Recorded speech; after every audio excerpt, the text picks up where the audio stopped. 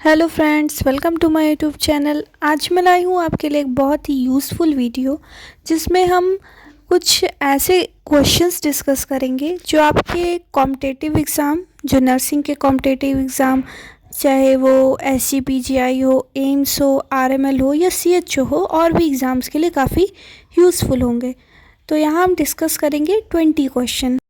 चलिए स्टार्ट करते हैं अपने क्वेश्चंस। फर्स्ट क्वेश्चन है, thin superficial compact layer of deciduas covering the blastocyst is called. मतलब ऐसी कौन सी कंपैक्ट लेयर या कौन सी ऐसी सुपरफिशियल पतली लेयर, थिन लेयर ब्लास्टोसिस्ट को कवर करती है? तो वो आंसर है आपका डेसिडुआ कैप्सुलरिस। ठीक है, अगर हम डेसिडुआ की बात करें तो उसमें 3 लेयर होती है। ठीक, तो पहली एक सुपरफिशियल कंपैक्ट लेयर होती है, दूसरी जो होती है वो इंटरमीडिएट स्पंजी लेयर होती है, और तीसरी होती है आपकी थिन बेसल लेयर। ओके, तो यहाँ पे क्या आपका डेसिडुआ कैप्सुलरिस। ठीक है, फिर नेक्स्ट क्वेश्चन पे जाते हैं। The first case of Covid positive case in India. मतलब इंडिया में सबसे पहले कौन सा या कहाँ पे कोविड पॉजिटिव का केस निकला था? तो इसका आंसर होगा आपका केरला में। केरला में एक स्टूडेंट थी जो कोविड पॉजिटिव निकली थी, और वो स्टूडेंट कहाँ से आई थी? वुहान यूनिवर्सिटी, चाइना के वुहान, जहाँ से शुरुआत हुई थी कोविड के। ठीक है, तो वो जब यहाँ आई तो उसका पॉजिटिव निकला था, तो वो फर्स्ट केस थी कोविड की इंडिया में। थर्ड क्वेश्चन है आपका, the epithelial tissue which is found in the uterine tube. कौन सी इपिथेलियल टिश्यू या कौन सा इपिथेलियल टिश्यू आपके यूट्राइन ट्यूब में पाया जाता है? तो इसका आंसर होगा आपका सिलिएटेड। सिलिएटेड मतलब मान लीजिए, तो फैलोपियन ट्यूब की बात कर रहे थे हम। फैलोपियन ट्यूब में अगर मान लीजिए फैलोपियन ट्यूब है, उसमें छोटे छोटे सीलिया मतलब hair like epithelial tissue present होते हैं, जो ओवम के मूवमेंट के लिए नेसेसरी या ज़रूरी होते हैं। ठीक है, और यही एक प्रॉपर फर्टिलाइजेशन के लिए इन्वायरमेंट प्रोवाइड करते हैं। ओके, ये हो गया थर्ड क्वेश्चन। चलते हैं अपने फोर्थ क्वेश्चन की तरफ। The part of foetus which occupies the lower pole of uterus is called. मतलब फीटस आपका जो डेवलपिंग बेबी है वॉम्ब के अंदर, उसको कहते हैं। उसका कौन सा पार्ट आपकी यूट्रस के लोअर पोल में, ये यूट्रस है, यूट्रस का अपर पोल, लोअर पोल, तो कौन सा पार्ट फीटस का आपके लोअर पोल में होगा? मान लीजिए फीटस है तो उसका कौन सा पार्ट? ये होगा प्रेजेंटेशन। ठीक है, प्रेजेंटेशन क्या होता है? This one, B1 is right. Presentation refers to the part of fetus body that leads the way throughout birth canal. मतलब ये जो पार्ट है, जिसका हेड होता है, वो प्रेजेंटेशन पार्ट बर्थ कैनाल से सबसे पहले निकलता है, उसी को प्रेजेंटिंग पार्ट कहते हैं। ओके, आई थिंक ये क्लियर हुआ होगा। थोड़ा थोड़ा शॉर्टली हम व्यू भी देख रहे हैं, जिससे इसका हमें समझ में भी आए कि ये इसका रीजन क्या है। फिर नेक्स्ट है, lower level of maternal serum alpha fetoprotein level are found in. मतलब ये जो अल्फा फीटोप्रोटीन लेवल होता है, वो कौन से मैटरनल कंडीशन में या कौन सी कंडीशन में पाया जाता है? कम। मतलब यही है कि कौन सी कंडीशन में बेबी के जो उसका अल्फा फीटोप्रोटीन लेवल कम हो जाता है। तो इसका आंसर होगा आपका डाउन सिंड्रोम। जब डाउन सिंड्रोम वाला बेबी रहेगा, तो अगर एबनॉर्मल उसका HCG, जैसे जब वो वॉम्ब में था, तो अगर उस मदर का अल्फा फीटोप्रोटीन कम है लेवल, HCG लेवल कम है, तो इससे क्या पता चलेगा? इंडिकेशन हो सकता है कि यहाँ पे ट्राइसोमी 12 मतलब डाउन सिंड्रोम हो सकता है, या ट्राइसोमी 18 एडवार्ड सिंड्रोम हो सकता है, या किसी और टाइप का क्रोमोसोमल एबनॉर्मलिटी हो सकती है। ठीक, फिर नेक्स्ट क्वेश्चन आपका, passive movement of the head due to untwisting of the neck sustain during internal rotation is called. मतलब वो कौन सी पोजीशन होती है बेबी की, जिसमें वो जो उसका पुराना, मतलब जो उसने एक्सटर्नल रोटेट कर किया होता है ना, वो फिर से अपने ओरिजिनल पोजीशन में आ जाता है। ये एक तरीके का मैकेनिज्म ऑफ लेबर का है। तो ऑप्शन है आपका फ्लेक्शन, एक्सटेंशन, रेस्टिट्यूशन, डिसेंट। तो इसका आंसर होगा आपका रेस्टिट्यूशन। रेस्टिट्यूशन क्या होगा? उसमें बेबी फिर से उसका हेड ऊपर होगा। ओके, वो अपने फिर से ओरिजिनल जैसे था पोजीशन है इंटरनल रोटेशन से पहले, उसी पोजीशन में वापस आ जाएगा। ओके, ये हो गए 6 क्वेश्चन। आई थिंक ये आपको क्लियर होंगे। फिर चलते हैं अपने नेक्स्ट क्वेश्चन की तरफ। नेक्स्ट क्वेश्चन है आपका, the most common cause of postpartum haemorrhage. कौन सा ऐसा कॉज है जो सबसे ज़्यादा पीपीएच का रीज़न होता है? तो इसका राइट आंसर होगा आपका एटोनिक यूट्रस। एटोनिक यूट्रस की कंडीशन में क्या होता है कि यूट्रस जो है वो सही से कॉन्ट्रैक्ट नहीं कर पाता, मतलब जो कॉन्ट्रैक्शन होना चाहिए जिससे प्लेजेंटा आपका बाहर आ जाए प्रॉपरली, वो नहीं हो पाता। ठीक है, जैसे या तो उसी के कारण आपका रिटेन प्लेजेंटा रह गया, मतलब प्लेजेंटा के कुछ पार्ट्स रह गए जिसके वजह से पोस्टपार्टम टाइम में या डिलीवरी के बाद भी ब्लीडिंग होती रहती है। ओके, तो क्या the most common cause of postpartum haemorrhage आपका एटोनिक यूट्रस। ठीक है, नेक्स्ट क्वेश्चन है, the type of abnormality where the umbilical cord is attached to membrane is called. कौन सी ऐसी एबनॉर्मेलिटी है जिसमें जो आपका अम्बिलिकल कॉर्ड रहता है वो मेम्ब्रेन से अटैच हो जाता है, मतलब प्लेजेंटा के मेम्ब्रेन से अटैच हो जाता है? तो इसका आंसर है वेलामेंटस प्लेजेंटा। ओके, फिर नेक्स्ट क्वेश्चन है, the total lung capacity of healthy adult mail is approximately. मतलब एक हेल्दी या एक स्वस्थ एडल्ट मेल जो होता है उसका लंग कैपेसिटी कितना होता है? Answer is 6000 ml। मतलब एक नॉर्मल या हेल्दी एडल्ट मेल का जो लंग की कैपेसिटी होती है वो 6000 ml होती है। ठीक, ये यहाँ डिस्कस कर लिया हमने 6 क्वेश्चन। फिर चलते हैं अपने नेक्स्ट क्वेश्चन की तरफ। नेक्स्ट क्वेश्चन है, the ideal roller bandage application for body parts where the thickness very such as over the forearm is.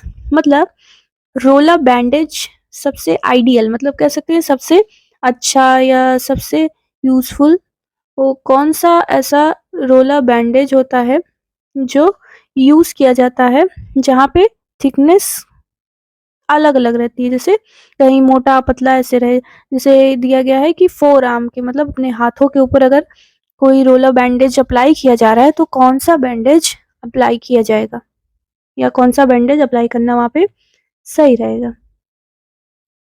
इसका करेक्ट आंसर होगा आपका रिवर्स स्पाइरल। ये एक ऐसा बैंडेज है जिसमें बैंडेज को 180 टर्न देके फोल्ड किया जाता है और वी शेप फोल्ड फॉर्म होता है। ठीक है, तो ये नॉन इलास्टिक बैंडेज जब जरूरत होती है ना नॉन इलास्टिक बैंडेज की, तब इसका यूज किया जाता है। फिर नेक्स्ट क्वेश्चन है आपका, the external rotation of the hip in the supine position is prevented by using. मतलब हिप का एक्सटर्नल रोटेशन प्रिवेंट करने के लिए कौन सा रोल यूज किया जाता है? तो आंसर आपका ट्रोकैंडल रोल। ये क्या होता है? ट्रोकैंडल रोल एक कह सकते हैं चौड़ा यूजुअली रोल्ड टॉवेल जैसे होता है जो आपके इलियम के, मतलब हिप्स के इलियम या मिड थाई में लगाया जाता है, जिससे जो हिप का रोटेशन है एक्सटर्नल रोटेशन उसको प्रिवेंट किया जा सके। और ये मेनली यूज किया जाता है जब पेशेंट को रिकम्बेंट पोजीशन दी जाती है। नेक्स्ट क्वेश्चन है, in postural drainage supine in Trendelenburg position is given to drain secretion from.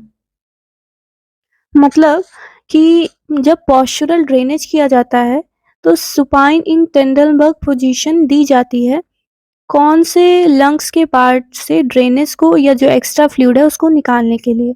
तो इसका आंसर है आपका anterior segment of both lower lobes of lungs. ठीक, मतलब जो आपके लंग्स के लोअर लोब्स हैं उसमें एंटीरियर सेगमेंट आगे की तरफ के जो ड्रेनेज है उसको निकालने के लिए पेशेंट को सुपाइन इन ट्रेंडलबर्ग पोजीशन दी जाती है। नेक्स्ट क्वेश्चन है आपका, a simple and cost effective method for reducing the risk of hypostatic pneumonia in bed ridden patient is. इसका मतलब कि सबसे सिंपल या सस्ता, कॉस्ट इफेक्टिव मतलब हो गया आपका सस्ता, कौन सा ऐसा मेथड है जो हाइपोस्टैटिक निमोनिया को प्रिवेंट करने के लिए किया जाता है, मेनली कैसे पेशेंट में? बेड रिडन, जो बेड पे लेटे हैं, जैसे फ्रैक्चर हो गया या जिनका जो अनकॉन्शियस है, इनको प्रिवेंट करने के लिए हम सबसे सस्ता या अच्छा कौन सा मेथड यूज किया जाता है? तो सबसे अच्छा है आपका फ्रीक्वेंट चेंज इन पोजीशन, हम पेशेंट की पोजीशन टाइम टाइम से चेंज करते रहेंगे, ठीक है। ये हाइपोस्टैटिक निमोनिया आपका जब एक पर्सन जो बेड रिडन है वो सेम पोजीशन में बहुत टाइम तक रहा, जिसकी वजह से उसको पल्मोनरी कंजेशन स्टार्ट हो गया, ठीक। तो इसको प्रिवेंट करने के लिए हम उसकी पोजीशन ही बार बार चेंज करते रहेंगे, ठीक। नेक्स्ट क्वेश्चन है आपका, when transporting patient with intercostal drainage ICD tubes, the nurse should be aware that जब एक ऐसा पेशेंट जिसको इंटरकोस्टल ड्रेनेज की ट्यूब लगी है, उसको ट्रांसपोर्ट करते टाइम, जैसे मान लीजिए कोई टेस्ट हुआ या कुछ हुआ, उसको स्ट्रेचर पे ट्रांसपोर्ट करना है या दूसरे बेड पे कहीं भी ट्रांसपोर्ट करना है, तो कौन सी चीज़ नर्स को ध्यान में रखनी है? तो इसका आंसर है do not clamp the chest tube and keep the drainage system below the chest. ये C1 आपका सही है, मतलब ये ध्यान रखना है कि वो चेस्ट ट्यूब को क्लैंप ना करे, मतलब पकड़ के उसके मुंह को दबाए ना, या उसको क्या कह सकते हैं कि वो उसका फ्लो रुके ना, और जो ड्रेनेज सिस्टम है उसको चेस्ट के नीचे ही रखे, जैसे ट्रांसपोर्ट के टाइम भी चेस्ट ड्रेनेज सही से होता रहे, ओके।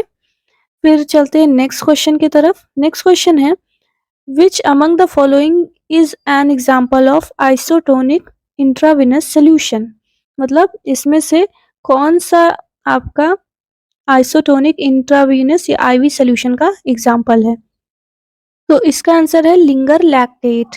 लिंगर लैक्टेट आपका आइसोटोनिक इंट्रावेनस सोल्यूशन का एग्जाम्पल है।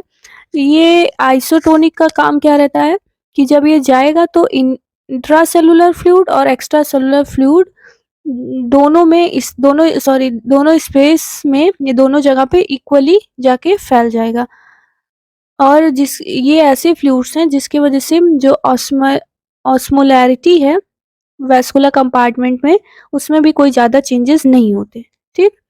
तो आइसोटोनिक सोल्यूशन का एग्जांपल आपका लिंगर लैक्टेट है। चलिए 16 क्वेश्चन डिस्कस करते हैं। हु डिक्लेयर्ड 2019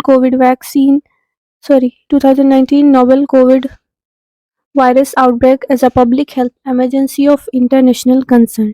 कौन से दिन या कौन से डेट को WHO ने नोवेल 2019 कोविड को एक ऑल ओवर वर्ल्ड इमरजेंसी बोला था या डिक्लेयर किया था?